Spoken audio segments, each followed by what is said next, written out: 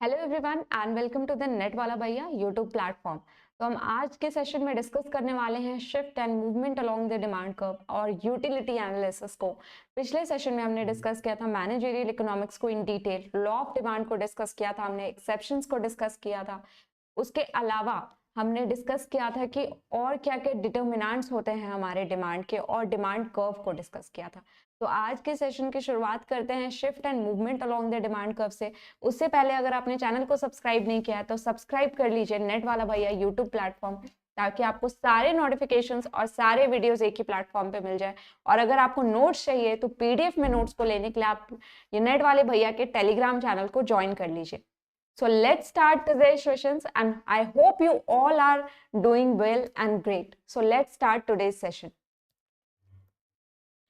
So the very first we will discuss about the movement and the shift in demand curve. Here it is written as a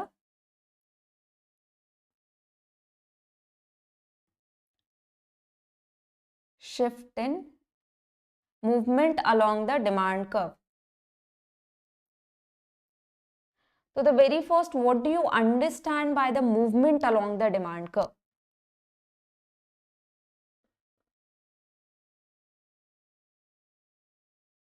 So we have to read two terms. First is your shift in demand curve and second is your movement along the demand curve. So let's discuss one by one. So आप movement along the demand curve से क्या समझते हैं? तो the very first we will understand movement on demand curve ना कब होता है, जब आपका प्राइस ये बताता है कि प्राइस और जो डिमांड है आपका इनवर्स रिलेशन है। ये तो हमने लॉ ऑफ डिमांड में समझ लिया था, इसीलिए वो डाउनवर्ड स्लोपिंग होता है आपका। तो जो ये इनवर्स रिलेशन है ना, उसमें मैंने क्या एक चीज इंपॉर्टेंट बताई थी आपको, अदर फैक्टर्स जो है वो कांस्टेंट रहेगी। प्राइस और डिमांड के अलावा जो भी अदर फैक्टर्स अफेक्ट करती है वो सारी चीजें क्या हमें मानना है, कांस्टेंट मानना है, तभी वो कहीं ना कहीं हमारा लॉ ऑफ डिमांड बनेगा। तो वैसे ही मूवमेंट ऑफ डिमांड कर्व भी होता है। तो चलिए देखते हैं कैसे बनता है हमारा मूवमेंट ऑफ डिमांड कर्व। अब देखिए इस डायग्राम से शो हो रहा है, just the demand curve moves in response to the price change. जैसे जैसे आपके प्राइसेस में चेंज मिलेंगे वैसे वैसे आपके डिमांड में चेंजेस मिलेंगे। It can either be extension और कॉन्ट्रैक्शन, ठीक है, ये भी मैं बताऊंगी आपको। चलिए इस डायग्राम से समझते हैं मैम कि movement along the demand curve किसे कहते हैं और किस तरीके से हम इसे समझ सकते हैं। अब आप यहाँ पे देखो ना, प्राइस 1, ये P1 मान लो आप, ठीक है। प्राइस 1 दिखा रहा है आपका 16, वहां पे हम कितने क्वांटिटी को डिमांड कर रहे हैं मैम, 60 क्वांटिटी को डिमांड कर रहे हैं। वहीं हमने देखा कि प्राइस डिक्रीज हो गया थोड़ा सा, P2 मान लीजिए इसे, दैट इज योर 12। अब वहां पे हम कितने क्वांटिटी को डिमांड कर रहे हैं, दैट इज योर 80। तो ये क्या हो रहा है ना, सेम सेम डिमांड कर्व पे ही आपको क्या मिल रहा है, मूवमेंट मिल रहा है देखने को। यहाँ पे देखिए आप, जैसे 16 पे अगर हम यहाँ थे, ठीक है, उसी तरीके से 12 से देखें तो हम इस वाले क्वांटिटी पे फॉल कर गए। तो ये जब हम बना रहे थे ना, जब ये फर्स्ट बन रहा था तो हम यहाँ पे थे, ठीक है।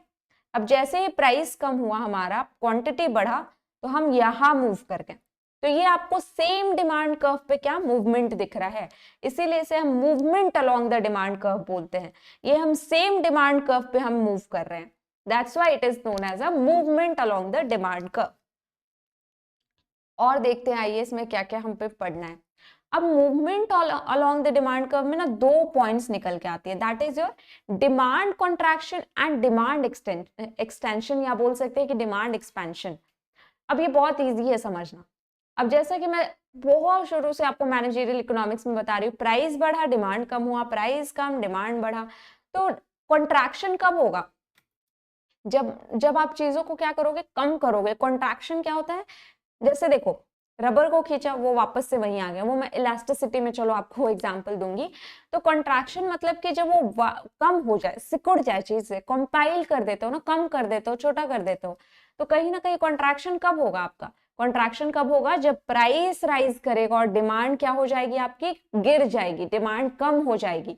तो वहां पे हमें डिमांड क्या हो रहा है, कॉन्ट्रैक्शन किस वजह से हो रहा है, डिमांड में किस वजह से डिमांड गिर रही है, प्राइस के बढ़ने से डिमांड का फॉल दिख रहा है हमें, इसीलिए बोल सकते हैं यहाँ पे डिमांड कॉन्ट्रैक्शन। ये सेम चीज लिखा है, जैसे यहाँ पे एग्जांपल से समझिए, when the prices rise to, यहाँ पे मैं सीधे रुपीज में ले लेती हूँ, 12 to 16, ठीक है, 12 से 16 प्राइस तो बढ़ गया मैम, मैडम लेकिन क्या डिमांड भी बढ़ा? नो मैम, डिमांड तो देख रहे हैं हम यहाँ पे 80 to 60 क्वांटिटीज पे हम आ गए, 20 क्वांटिटी हमने कम कर दिया।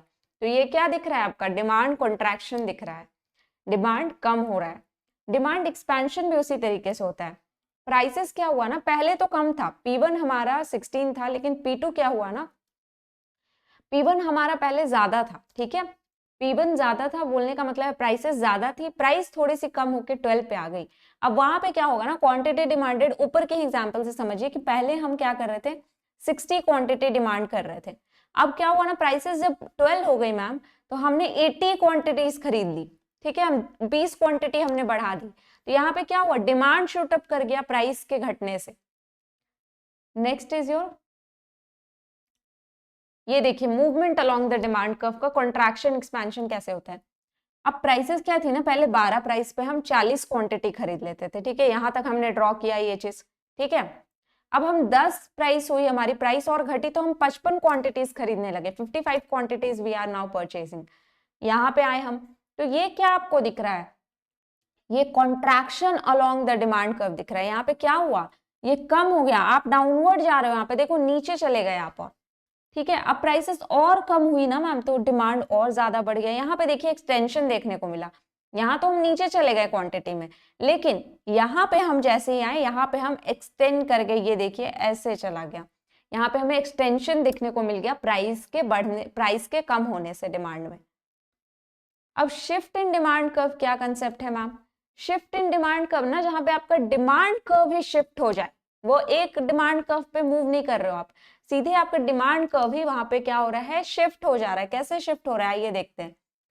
अब क्या हुआ ना, ये समझिए आप, इसमें भी हमें क्या करना है, अब शिफ्ट इन डिमांड कर्व होता किस वजह से है, यहाँ पे क्या होता है ना, प्राइसेस तो आपके एज इट इज जो आपने माना है वो है, ठीक है, उसके अलावा जो हम अदर फैक्टर्स बोलते हैं ना, अदर फैक्टर्स जो हम बोलते हैं, जैसे आपके इनकम हो गए, अदर फैक्टर्स जैसे कि इनकम हो गया, सब्सटीट्यूट गुड्स हो गया, कॉम्प्लीमेंट्री गुड्स हो गए, ये सब जो अदर फैक्टर्स आप मान रहे थे, इनमें अगर कोई चेंजेस आता है ना, तो वहां पे शिफ्ट इन डिमांड कर्व हो जाता है, वहां पे डिमांड कर्व भी आपका क्या होता है, राइटवर्ड या लेफ्टवर्ड शिफ्ट हो जाता है।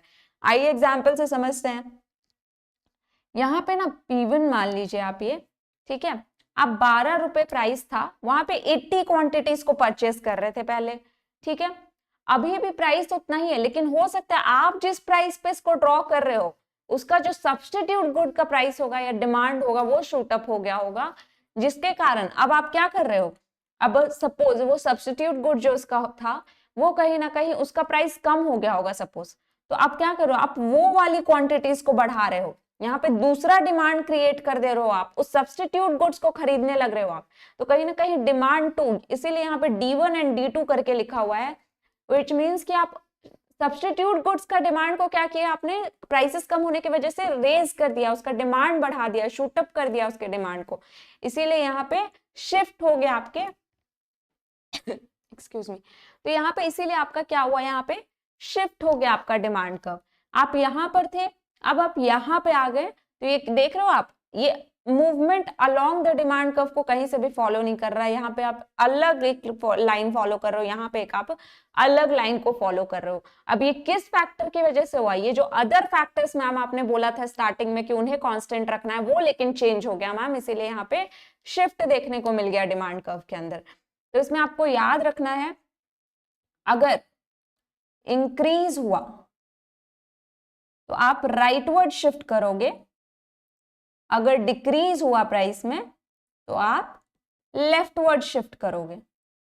अब ये देखिए यहाँ पे क्या हुआ मैम, वो हम मान रहे थे कि जो सब्सटीट्यूट गुड्स है उनका प्राइस कहीं ना कहीं कम हो गया, तो हम कहीं ना कहीं इसमें देख रहे हैं, ये जो लाइन ड्रॉ कर रहे तो हम कहीं ना कहीं लेफ्टवर्ड शिफ्ट कर गए, तो इसीलिए ये दो चीज को आपको इसमें याद रखना है।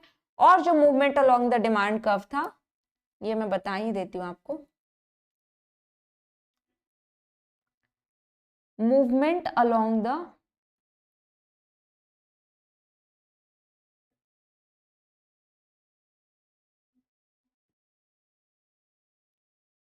Movement along the demand curve में आपको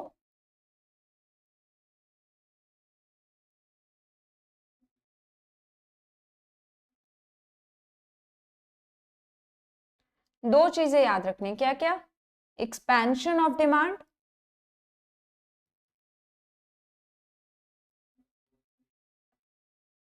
और यहां पे क्या याद रखना है आपको? Contraction in demand.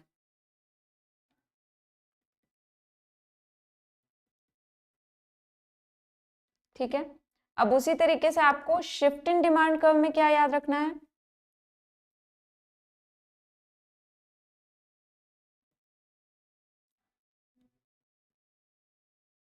Shift in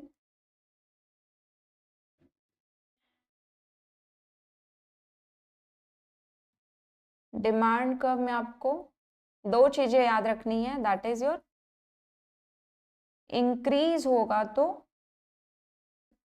rightward shift होगा ये डिमांड कर्व, और डिक्रीज होगा तो ये लेफ्टवर्ड शिफ्ट होगा आपका डिमांड कर्व।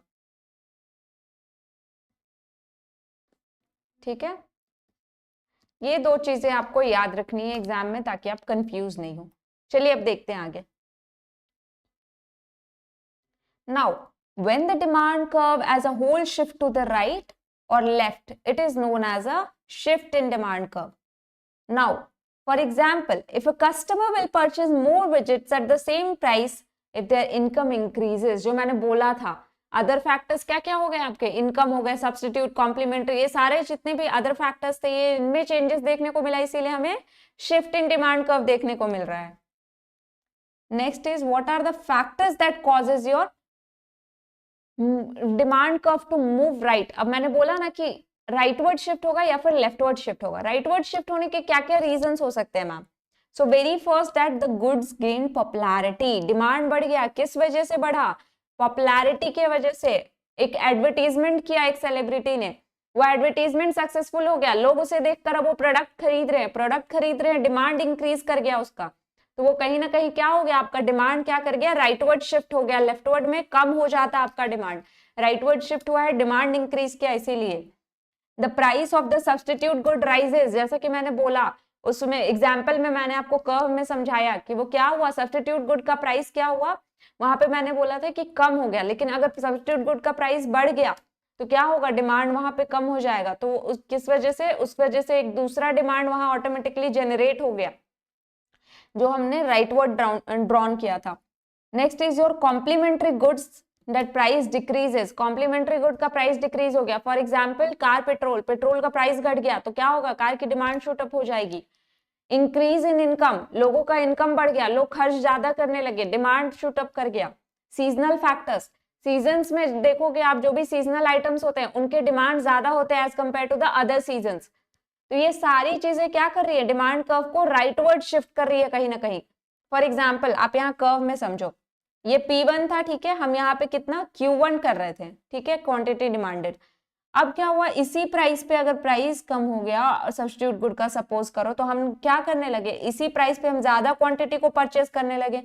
पहले हमारा कर्व यहाँ बन रहा था, अब ज्यादा परचेस करने लगे, ये प्राइस तो एज इट इज है, लेकिन कहीं ना कहीं सब्स्टिट्यूट गुड्स का प्राइस कम हो गया हमारा, तो सब्स्टिट्यूट गुड्स का प्राइस अगर बढ़ गया, कम हो गया, तो हम कहीं ना कहीं ज्यादा क्वांटिटी को परचेस करने लगे, ज्यादा क्वांटिटी परचेस करने लगे, तो ये क्या हो गया हमारा?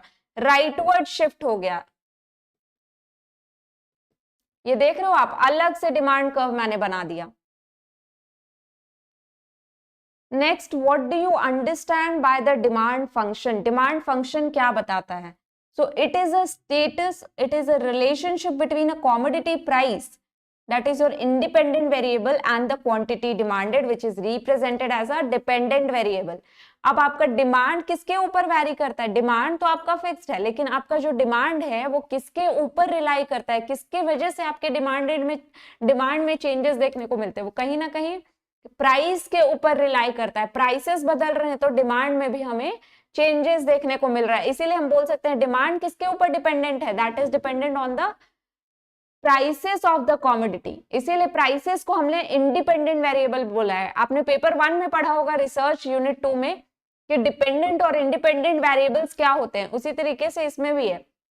प्राइसेस इंडिपेंडेंट है, प्राइसेस के चेंज होने से डिमांड में हमें चेंजेस देखने को मिलता है, इसीलिए डिमांड हमारा डिपेंड करता है प्राइसेस के ऊपर। नेक्स्ट फॉर एग्जाम्पल यहाँ पे जैसे कि मैंने बता दिया विद द अदर फैक्टर, यहाँ पे भी हम कांस्टेंट रखेंगे उन सारे फैक्टर्स को. Quantity demanded of commodity x is dx which is only dependent on it's price, that is the px, जिसको हमने न्यूमेरिकली एक्सप्रेस करके बोला है. ये dx क्या हो गया आपका क्वांटिटी डिमांडेड, f आपका क्या हो गया अदर फैक्टर्स, और यहाँ पे प्राइस क्या हो गया प्राइस ऑफ दैट कमोडिटी. इसको हम न्यूमेरिकली रिप्रेजेंट किया है हमने यहाँ पे. Next is your demand functions in the short and the long run. अब ये क्या है ma'am? So very first we are having the linear demand function. Linear demand function क्या बोलता है? That the demand curve slopes in a linear demand function stage constant throughout its length. ये हमेशा आपका एक कांस्टेंट मूव करेगा. Linear means एक line में कॉन्स्टेंटली मूव कर रहा है, एक सिंगल लाइन वो जो बना के चल रहा है. नॉन लीनियर जहां पे वो कांस्टेंट नहीं रहेगा, वो जहां पे एक आपको फ्लो ऑफ लाइन नहीं दिखेगी. तो चलिए देखते हैं लीनियर डिमांड फंक्शंस में क्या क्या हो गया आपका. ये एक टैबुलर रिप्रेजेंटेशन से मैं समझा देती हूँ. अब क्या हुआ ना, हमने क्वांटिटी 5 डिमांड की किस प्राइस लेवल पे? 18 जब प्राइस था. प्राइसेस कम हुई ना तो हमने अपनी क्वांटिटी बढ़ा दी, सेम एज इट इज ये चल रहा है. ये देखिए यहाँ पे कितनी ज्यादा क्वांटिटी राइज कर गई हमारी. 5 से हम सीधे 20 पे आ गए. कैसे आए? जब 18 से प्राइस कितने पे आ गया? 12 पे आ गया घट के. तो इसका जो डिमांड, ये जो आप देख रहे हो डायग्राम, ये कैसा बन रहा है लीनियर का? Downward sloping. डाउनवर्ड स्लोपिंग कैसे बन रहा है? देखिए मैं इसको कर्व में ही आपको रिफ्लेक्ट करके बता देती हूँ. प्राइसेस क्या थी यहाँ पे? 18 थी मैम. 18, 16, 14 और यहाँ पे क्या है 12. अब यहाँ पे क्या हुआ? 5 कॉमोडिटी, फिर यहाँ पे 10, 15 और यहाँ पे क्या हो गया 20. ठीक है. 18 पे हम कितना क्वांटिटी डिमांड कर रहे थे? 5. 16 पे कितना डिमांड कर रहे हैं? 10. 14 पे कितना डिमांड कर रहे हैं? 15. 12 पे हम 20 क्वांटिटीज, बहुत ज्यादा. तो ये स्लोप आपका कैसा दिख रहा है? एक लीनियर पैटर्न में चल रहा है, ये एक सीधा स्ट्रेट लाइन फॉलो कर रहा है, एक सीक्वेंस आपको देखने को मिल रहा है इसमें. That is what your linear demand function, जब ये एक सीक्वेंस एक फ्लो में आपको दिखे. नॉन लीनियर कैसा हो जाएगा? नॉन लीनियर को ही हम कहीं ना कहीं कर्वी लीनियर डिमांड फंक्शन भी बोलते हैं. Now it changes at it moves along the demand curve. अब इसमें वही चीज बोल रहा है जो हमने movement along the demand curve पढ़ा, वो कहीं ना कहीं इसमें देखने को हमें मिलता है. That is your movement along the demand curve. A non linear demand functions produces a demand curve rather than a demand line. ये कहीं ना कहीं हमारा डिमांड कर्व बताता है. जो हम डिमांड लाइन जो हमने अभी लीनियर में ड्रॉ किया था ना, वो एक सीक्वेंस एक पैटर्न में था, जो तुम्हारा एक सिंगल लाइन फॉलो हो रहा था. यहाँ पे कहीं ना कहीं ये डिमांड कर्व को बनाता है. अब कैसे बनाता है? ये कर्व आपको दिख रहा है इस डायग्राम में. तो ये कहीं ना कहीं क्या हुआ, ये कर्वी लीनियर बना रहा है, कुछ इस टाइप का कर्व ये बना रहा है. आप देख पा रहे हो? वहां हमने क्या देखा था? एक स्ट्रेट लाइन था लीनियर में. ये कर्वी लीनियर क्या है? नॉन लीनियर में हमें देखने को मिल रहा है. तो ये कहीं ना कहीं नॉन लीनियर कर्वी लीनियर में हमें कहीं ना कहीं एक डिमांड कर्व देखने को मिलता है rather than a demand line जो हमने लीनियर में देखा था. अब आइए आते हैं हम यूटिलिटी.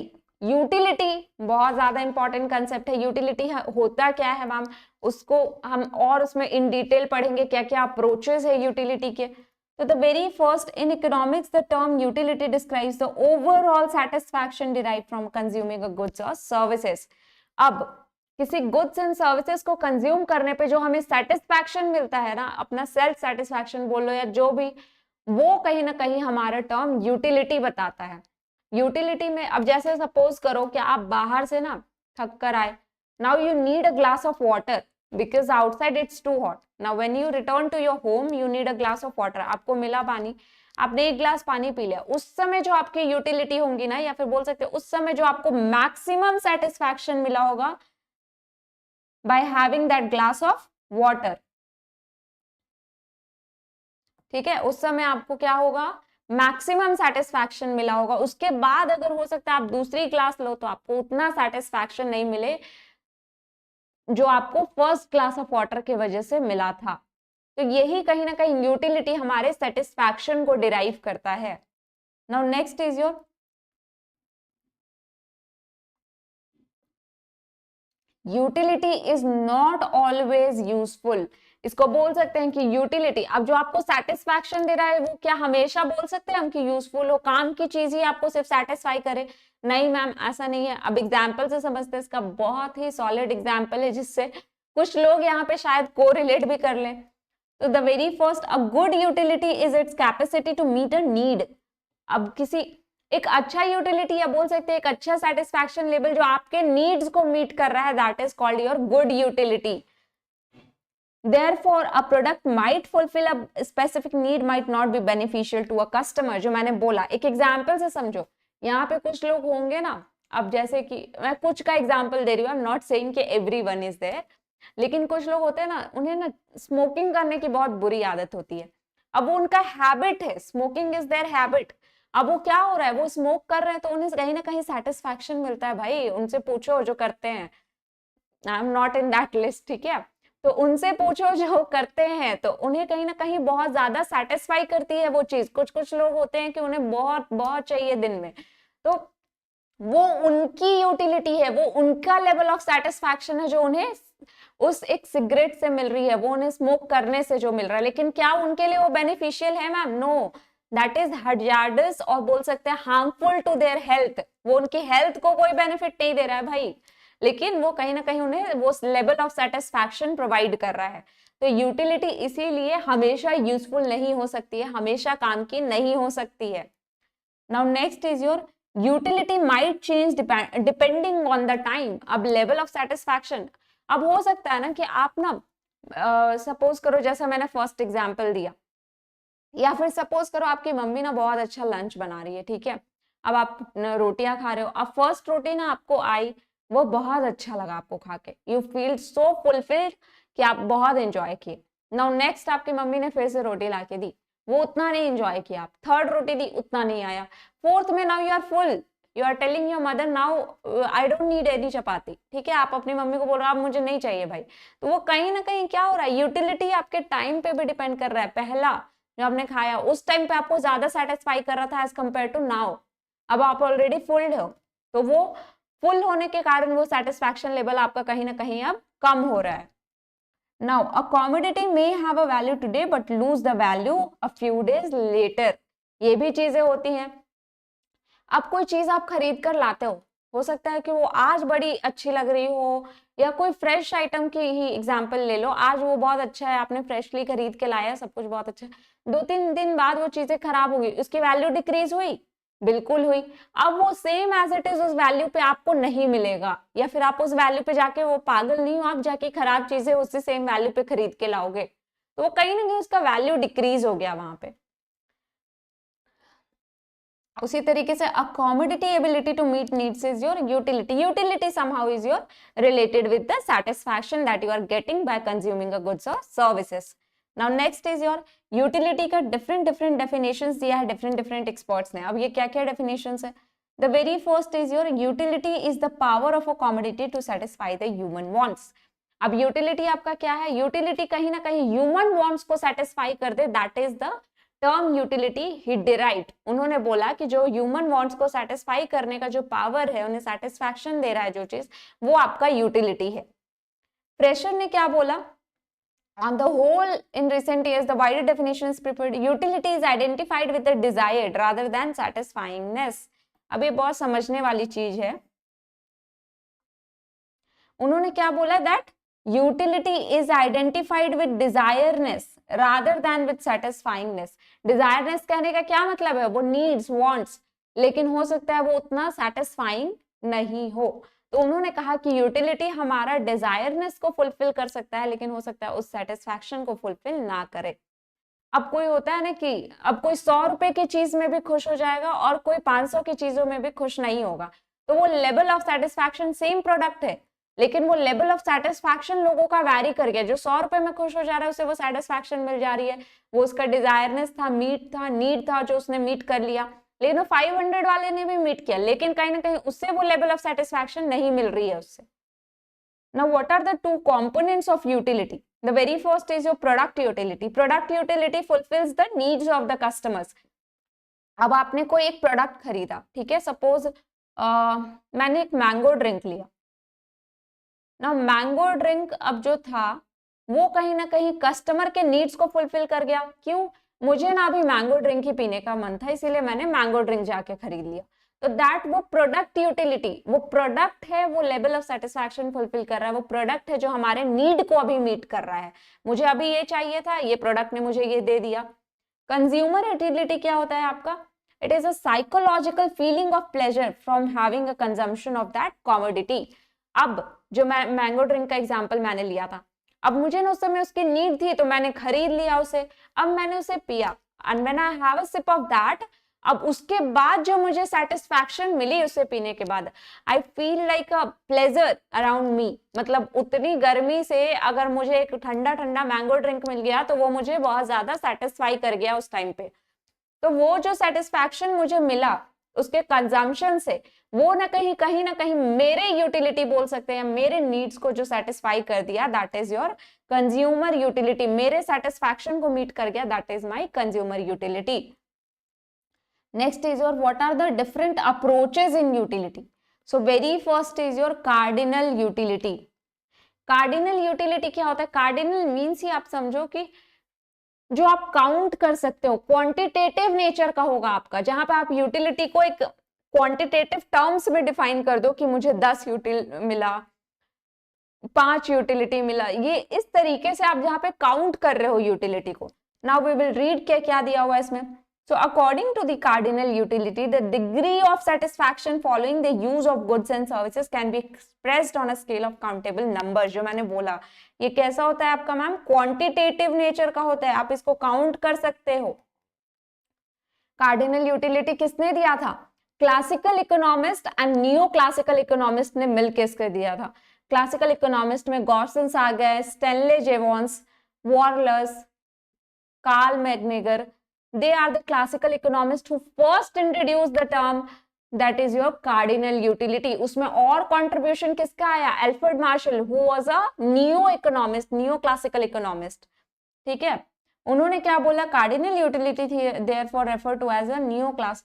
अब उन्होंने इसीलिए उनका कंट्रीब्यूशन इसमें रहा, उन्होंने कहीं ना कहीं इंप्रूवमेंट के ऊपर काम किया, कार्डिनल यूटिलिटी में और ज्यादा काम करके दिखाया। तो इसी के वजह से कभी कभी इसे हम नियो क्लासिकल यूटिलिटी थ्योरी भी बोलते हैं। अब आइए समझते हैं इसको थोड़ा और डिटेल्स में। लाइक अदर मैथमेटिकल वेरिएबल्स, अब जैसा कि मैंने बोला नंबर्स में काउंटेबल है, ये क्वांटिटेटिव नेचर के हैं।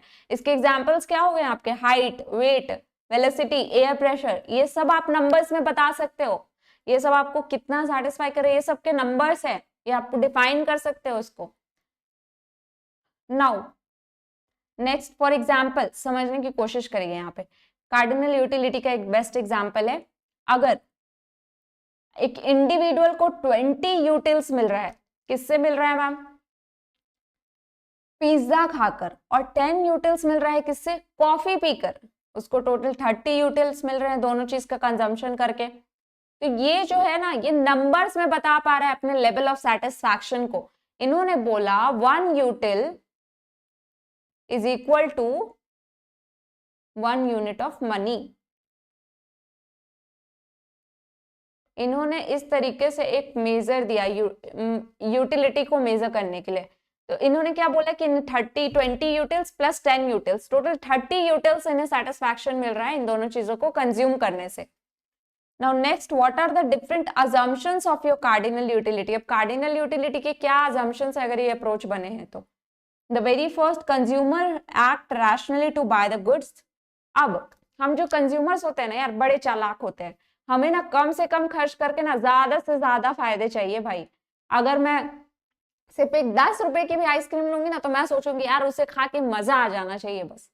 I am not looking at the price. हो सकता है मुझे वो 40 वाली आइसक्रीम ज्यादा सेटिस्फाई कर जाए, लेकिन मैं 10 वाले में भी वो लेवल ऑफ सेटिस्फैक्शन खोजूंगी। तो ये कंज्यूमर जो होते हैं ना, हम लोग बहुत कनिंग और चालाक होते हैं। हम लोग कम से कम खर्च करके ज्यादा बेनिफिट्स लेने की कोशिश करते हैं। इसीलिए बोला गया है कि कंज्यूमर एक्ट रैशनली, लॉजिकली वो लोग सोचकर चीजों को एक्सपेंड करके उससे ज्यादा से ज्यादा रिटर्न जनरेट करने की कोशिश करते हैं। Now it means that they will first buy the commodities that give the highest satisfaction and then they will give that product a chance which will give them the lower than that highest satisfaction।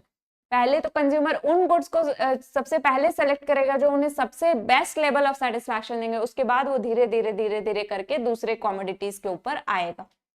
Next is your consumer income is limited to buying the goods and services, and this is why the first purchase of the product gives them the highest satisfaction. दूसरा assumption इनका ये मानना था कि जो consumer है ना, उनके इनकम को उन्होंने बोला कि वो कहीं ना कहीं क्या हो गया, आपका लिमिटेड हो गया। लिमिटेड कहने का मतलब है कि जो कंज्यूमर का इनकम अगर 10,000 है तो 10,000 ही है, वो लिमिट कर दिया उन्होंने। उनका जो खर्च करने का था वो 10,000 में ही उन्हें जो भी गुड्स एंड सर्विसेज खरीदनी है वो खरीदेंगे। तो वो इसीलिए जो अपना फर्स्ट परचेज बोल सकते हैं, जो सबसे पहले चीजें खरीदते हैं, इसीलिए वो कहीं ना कहीं उस पर बहुत लॉजिकली सोच कर स्पेंड करते हैं अपने इनकम को। तो इसीलिए बोला गया है वो उन्हें क्या देगा, सबसे हाईएस्ट सेटिस्फैक्शन देगा, क्योंकि वो अपने उन कम इनकम से ही सबसे ज्यादा सेटिस्फैक्शन लेने की कोशिश करेंगे। द यूटिलिटी इज मेजरेबल, जैसे कि मैंने बोला 1 unit is equal to 1 util is equal to 1 unit of money. उन्होंने यूटिलिटी के मेजरमेंट को किस तरीके से बताया कि 1 यूटिल का समझ लेना कि 1 यूनिट ऑफ मनी रहेगा। Now with the increase in consumption, the utility or satisfaction from each additional units will goes down, and that's what we called as a diminishing marginal utility. अब जैसे मैंने वो चपाती वाला एग्जांपल आपको दिया था, आपकी मॉम आपको चपाती परोस रही है, वो रोटियां ला के दे रही है। फर्स्ट रोटी आपको ज्यादा सेटिस्फैक्शन दी, सपोज सेकंड आपको थोड़ा कम सेटिस्फैक्शन दी, और जो थर्ड रोटी थी आपको वो और कम सेटिस्फाई करने लगी। तो ये कहीं ना कहीं आपका जो सेटिस्फैक्शन लेवल था वो धीरे धीरे गिरते गया। That's what we called as a diminishing marginal utility. हर एक एडिशनल कंजम्पशन से कहीं ना कहीं आपका सेटिस्फैक्शन लेवल क्या हो गया, कम हो गया। That is what we called as a diminishing marginal utility. Next is the marginal utility of the money does not change. अब ना ये बड़ा बेकार सा assumption था कार्डिनल यूटिलिटी का। वो बोलता है ना कि जो आपका मनी का डिजायरनेस है ना, या बोल सकते हैं कि जो मनी का यूटिलिटी है वो कभी बदलेगा नहीं। ऐसा हो सकता है क्या, irrespective of the change in the income level of the consumer? ऐसा हो सकता है क्या? अब आप ही बताओ, मनी की डिजायरनेस किसी की कभी कम होगी? लोगों के पास जितना है उन्हें और ज्यादा चाहिए। तो इन्होंने कहीं ना कहीं उसे बोल दिया कि वो चेंज नहीं होगा, वो एज इट इज रहेगा। बट ये रियल लाइफ में क्या, प्रैक्टिकल लाइफ में है? नहीं। अरे भाई, किसी का 50 लाख भी मंथली इनकम होगा तो उसे और चाहिए, वो 70-80 लाख की सोचेगा। तो यही हम बोल रहे हैं।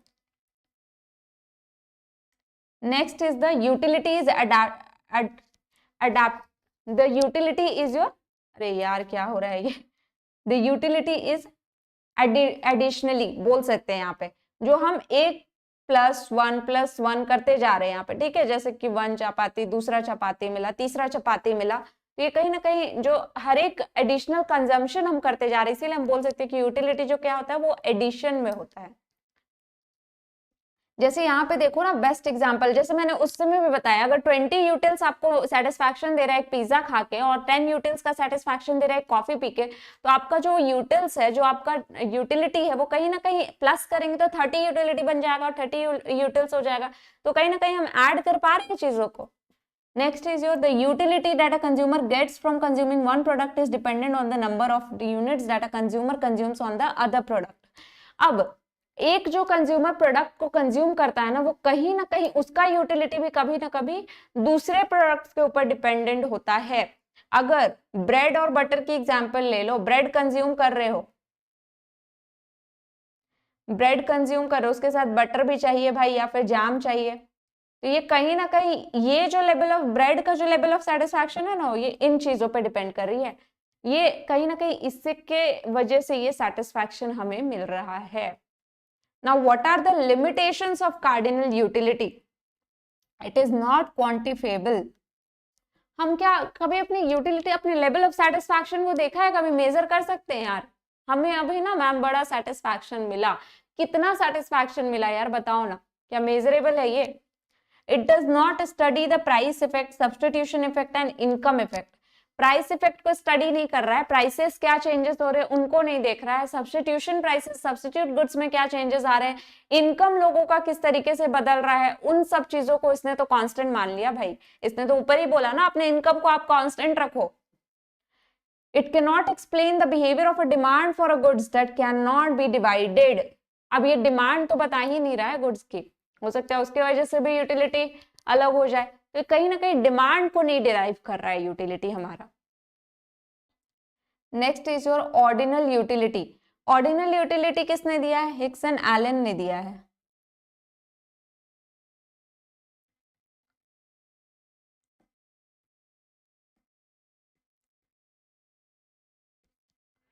ऑर्डिनल यूटिलिटी हमारा हिक्स एंड एलेंस के थ्रू दिया हुआ है। अब ऑर्डिनल यूटिलिटी में देखते हैं कि क्या क्या है। So according to ordinal utility it is not possible to measure utility in terms of number. जैसा कि कार्डिनल यूटिलिटी में बोल रहा था कि यूटिलिटी क्या है, क्वांटिटेटिव नेचर का है। ऑर्डिनल यूटिलिटी ने इसे साफ साफ डिनाई कर दिया, नहीं भाई हम यूटिलिटी को नंबर्स में नहीं काउंट कर सकते। However, it is possible for consumer to rank their preferences. Rank तो कर सकते हैं। अब मैंने ना एक मॉरिश वाली ब्रेड खाई, एक नाश्ता वाली ब्रेड खाई, ठीक है। अब ना मुझे ना मॉरिश वाली ब्रेड कुछ ज्यादा ही अच्छी लगी एज कम्पेयर टू द नाश्ता वाला। तो ठीक है, ये दोनों ब्रांड है, मुझे जिससे सेटिस्फैक्शन ज्यादा मिल रही है कहीं ना कहीं मैं उसे ऊपर रख रही हूँ। मैंने बोला यार वो ज्यादा अच्छी थी, मैंने बता दिया अपना लेवल ऑफ सेटिस्फैक्शन उसे रैंक करके। तो ये कहीं ना कहीं ऑर्डिनल यूटिलिटी में होता है, जहां पे हम रैंकिंग के थ्रू अपना लेवल ऑफ सेटिस्फैक्शन को डिफाइन करते हैं। Also as per this approach utility is subjective thing, क्योंकि यहाँ पे तो हम नंबर्स में बता नहीं पा रहे हैं, सिर्फ यहाँ पे हम अपने प्रेफरेंसेस को बता पा रहे हैं, तो इसीलिए ये सब्जेक्टिव नेचर का होता है। सो इन दिस अप्रोच ऑर्डर और रैंकिंग, जो मैंने बोला हम अपने लेवल ऑफ सेटिस्फैक्शन को क्या कर सकते हैं, एक ऑर्डर, एक रैंक दे सकते हैं। Now what are the assumptions of ordinal utility? Consumer act rationally to maximise their satisfaction with the level of given income and prices of the commodity. अब यार हर बार मैं बोलती हूँ हम कंज्यूमर्स ना बड़े चालाक हैं, हमें ना बस किसी तरीके से ज्यादा चाहिए भाई, कम हम इतना ही खर्च करेंगे, लेकिन हमें तो भाई पूरी बेनिफिट्स चाहिए, इसमें पूरा पूरा का पूरा ले लेते हैं। तो कहीं ना कहीं वही चीज इसमें भी बोल रहा है कि जो कंज्यूमर्स है ना वो मैक्सिमम निकालने की कोशिश करते हैं अपने, वो जो भी उनका इनकम रहता है, ये कॉमोडिटी का जो भी प्राइस रहता है, जैसे कि 10 वाली आइसक्रीम का मैंने एग्जांपल दिया था, उनसे ना उन्हें वही वाली सेटिस्फैक्शन लेवल चाहिए। अब चलो बेस्ट एग्जांपल समझते हैं कि एक जो स्टॉल वाली बड़ा पाव वाली होती है ना, वो मान लो आपको 40 रुपीज की बाहर मिल जा रही है वो स्टॉल वाली, लेकिन वही आप रेस्टोरेंट में खा रहे हो तो it will cost around you 110 suppose, ठीक है।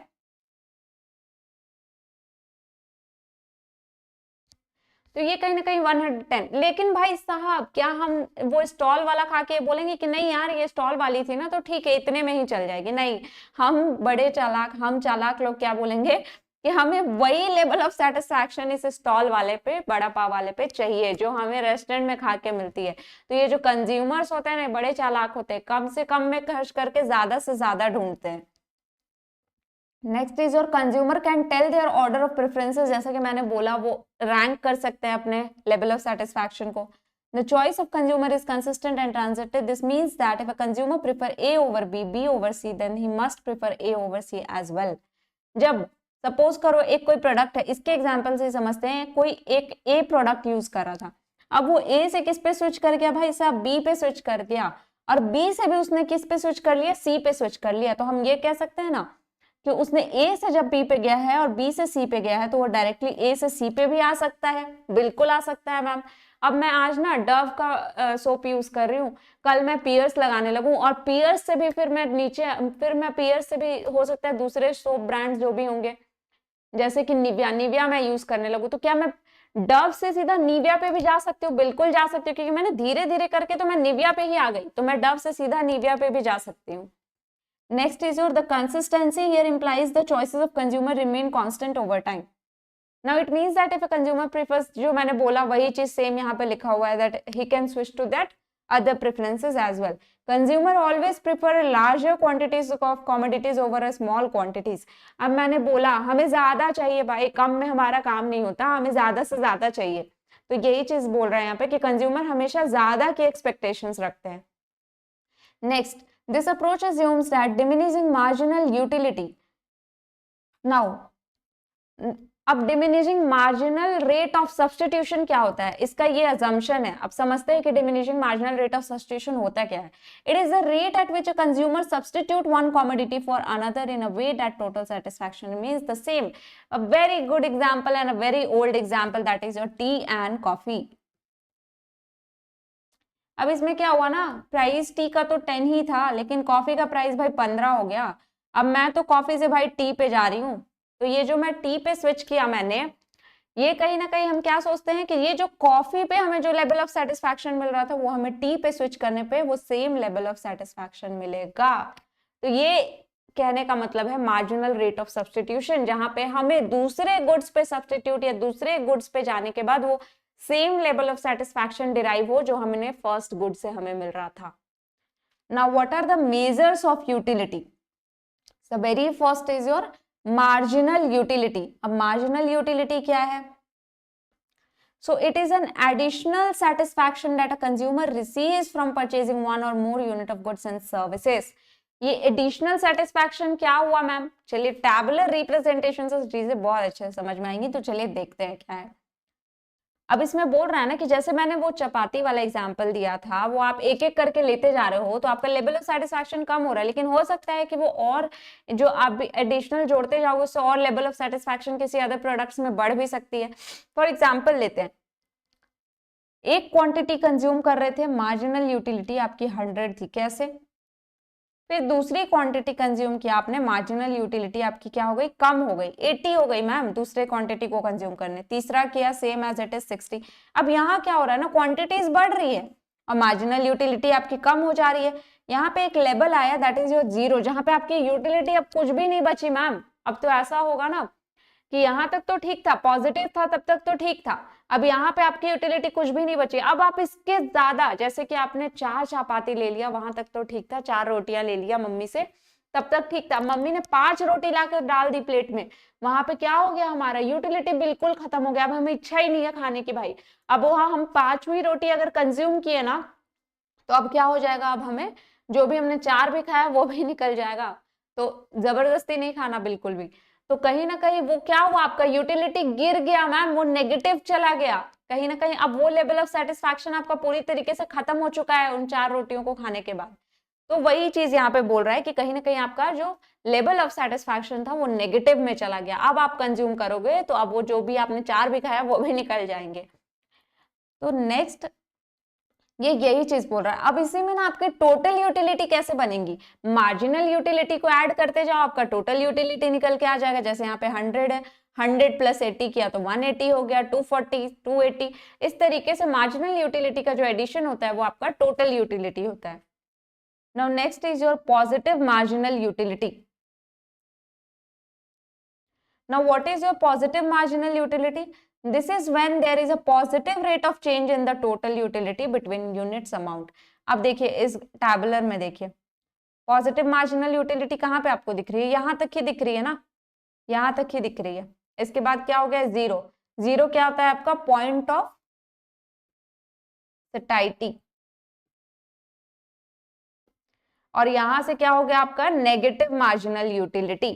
ठीक है, तो ये पॉजिटिव वहां तक हुआ, 0 जहां पे मैंने बोला there is no rate of change in the total utility between the units amount. Negative जहां पे नेगेटिव देखने को मिला आपको उसमें ना। What we understand by the total utility, total utility जैसे कि मैंने बोला is the summation of your utilities derived from a customer from various units. जो मार्जिनल यूटिलिटी को हम ऐड करते जा रहे थे ना, यहाँ पे देखो इक्वेशन से भी सेम चीज को बताया उसने, MU1, MU2, MU3, इस तरीके से आप ऐड करते जाओगे तो आपको टोटल यूटिलिटी मिलते जाएंगी। Now what do you understand by your average utility? Average utility is calculated by dividing the total utility derived by of a quantity of units of the commodity. Total utility आपकी suppose करो 100 थी, ठीक है, कितनी units consume कर रहे थे, 100 में सपोज हम 50 यूनिट्स को कंज्यूम कर रहे थे, ये 20, ये क्या निकल के आ गया आपका एवरेज यूटिलिटी। तो कहीं ना कहीं ये total utility divided by your जो भी क्वांटिटीज होता है that is your average utility. ठीक है, यहाँ पे देखिए इक्वेशन में भी दिया हुआ है total utility divided by quantity that is your average utility. ठीक है, यहाँ देखिए डायग्राम में भी बताया है, यहाँ पे आपकी टोटल यूटिलिटी है।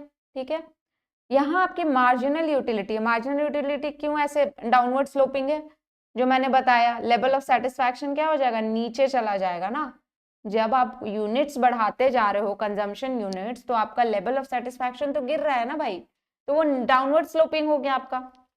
और जो टोटल यूटिलिटी आप क्या करोगे, इनसे ऐड कर दोगे, तो इसीलिए ऐसे बनता है।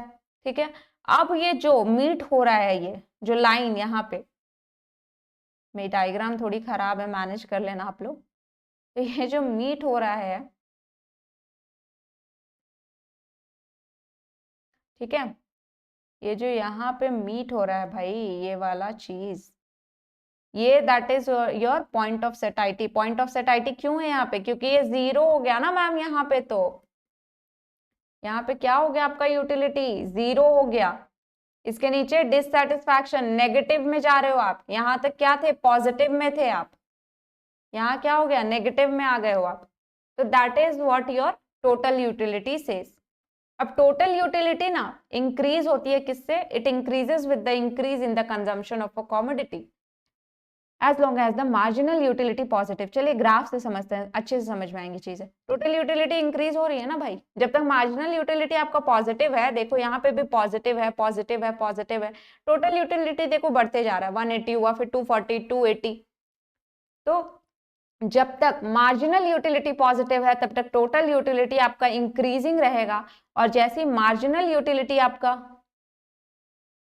मार्जिनल यूटिलिटी क्या होगा आपका, 0 हो जाएगा पॉइंट ऑफ सेटाइटी। जैसी मार्जिनल यूटिलिटी नेगेटिव होगा, तब आपका टोटल यूटिलिटी डिक्रीज करने लगेगा। ठीक है,